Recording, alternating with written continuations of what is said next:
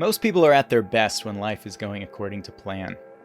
But life seems to have very little respect for us and our plans in general. It puts us in unpleasant and sometimes tragic situations. It's utterly unmoved by our demands and complaints. And I think we've got a strong case for a class action lawsuit. Who's with me? Until someone starts holding the universe accountable, the best thing we can do is adapt to reality. And a number of practical philosophies teach mindsets and methods for becoming less vulnerable to unexpected changes in life. And nothing captures this spirit better than the principle of Amor Fati, or the love of fate.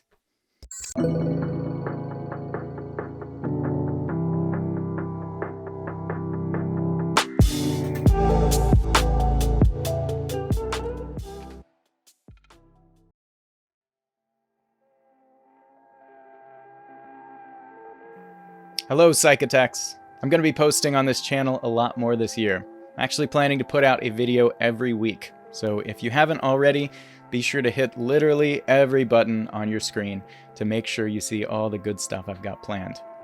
Now, possibly my favorite concept in the history of philosophy is Amor Fati. It has an almost magical, sacred quality for me. Amor Fati is the attitude of radical acceptance and embrace of what is. The mindset that everything in the universe is exactly as it should be, even when it seems displeasing to many in the moment.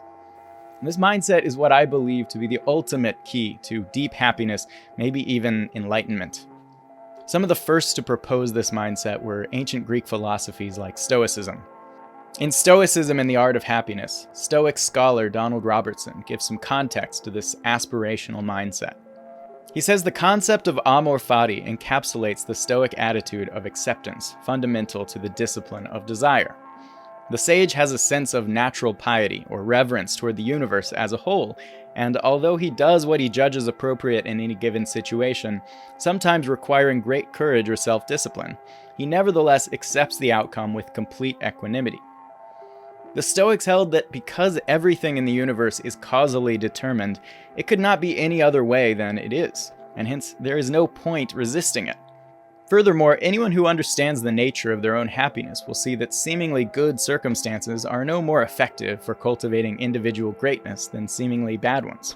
Epictetus says, "Don't seek to have events happen as you wish, but wish them to happen as they do happen, and all will be well with you." But it's not just the Stoics who preach this attitude toward life. For 19th century philosopher Friedrich Nietzsche, who is thought to have coined the term himself, the great life was one characterized by the affirmation of life. He felt it was possible and desirable for a person to learn to truly love life, not just the seemingly pleasant parts of it. This person could live cheerfully, even while enduring adversity and pain, and could embrace who they were with unapologetic pride. They could learn to say yes to life, even to the point of willing that they should relive it the exact same way for all of eternity, a notion known as eternal recurrence. Nietzsche held in high regard the sentiment of Amor Fati.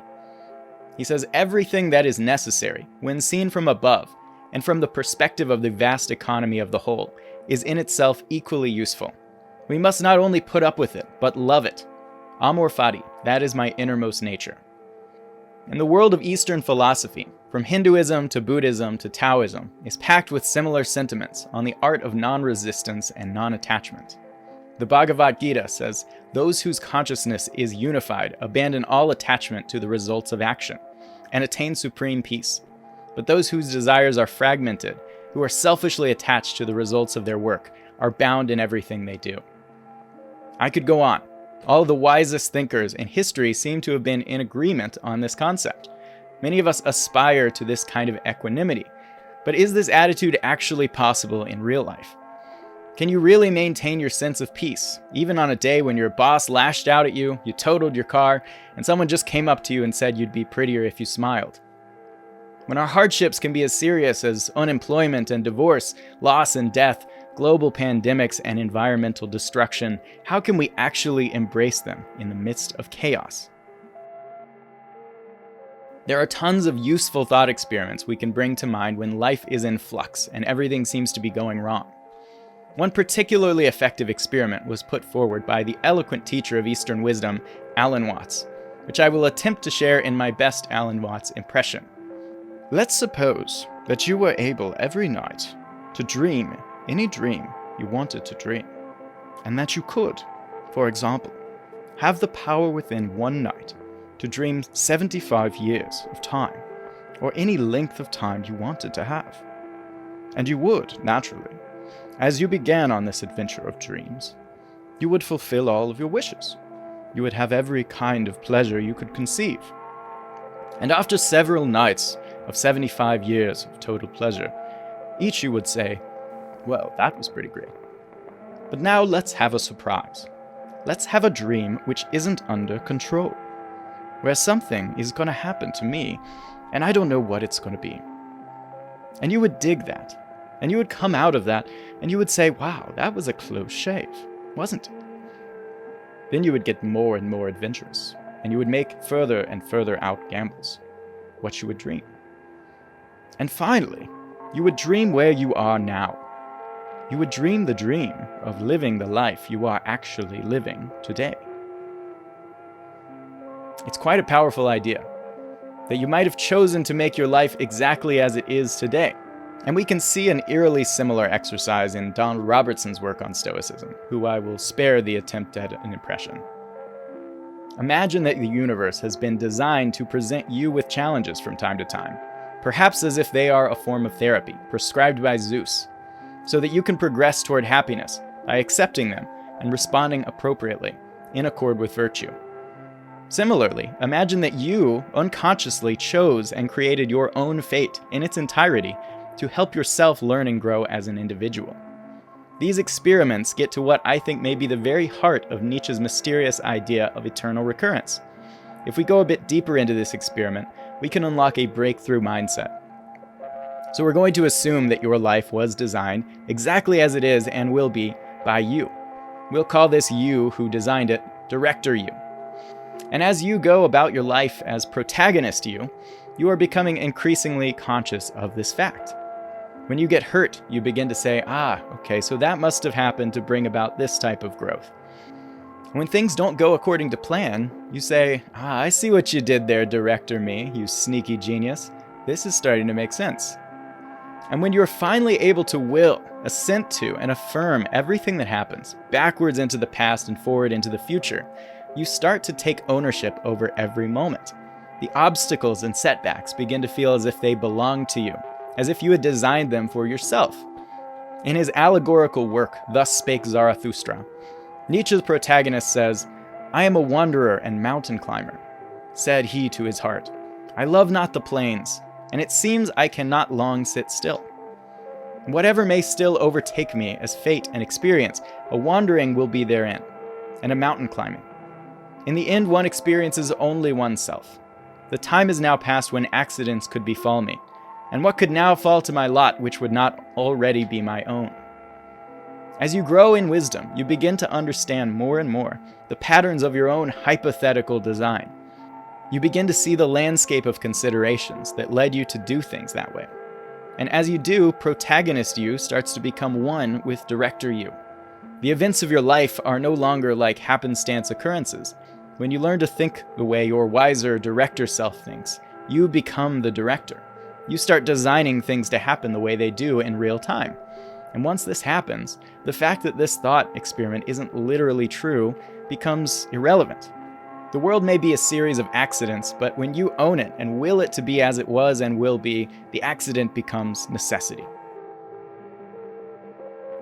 I've talked quite a bit about the importance of logging your mental algorithms, and many of us are familiar with the practice of gratitude journaling. But we're going to take these exercises to a new level. Try to notice and label every time you feel resistance towards something that happens in your life. You should always strive to achieve your goals and your actions, but notice your emotions and the resistance you feel toward the present reality. Write down everything you find yourself resisting emotionally. Once a week, go through your log and reframe each thing you resisted. Find a way to express gratitude for that seemingly negative event. Take on the ultimate brain training exercise, the reframe game. You must challenge yourself. Whenever you detect resistance or negativity in your mind, find a way to rework the interpretation causing you pain. Find a way to alter the desires fighting against this reality. Find a way to love what is. Most people learn at some point to appreciate films that don't have happy endings, or to marvel at paintings that are beautiful in the way they deal with dark and ugly themes. Though not pleasing to those who have not yet acquired the taste and ability, we can learn to view life as one great work of art that is made more beautiful by both the good and the bad. Marcus Aurelius says many such things will present themselves, not pleasing to every man, but only to him who has become truly familiar with nature and her works. And Nietzsche echoes Marcus's words, saying, "There are heights of the soul from which even tragedy ceases to look tragic." We can look back on our lives and feel thankful for the successes, but also appreciate the failures and struggles. We don't have to be crushed by every change of plans if we can learn to find the beauty and long for what is.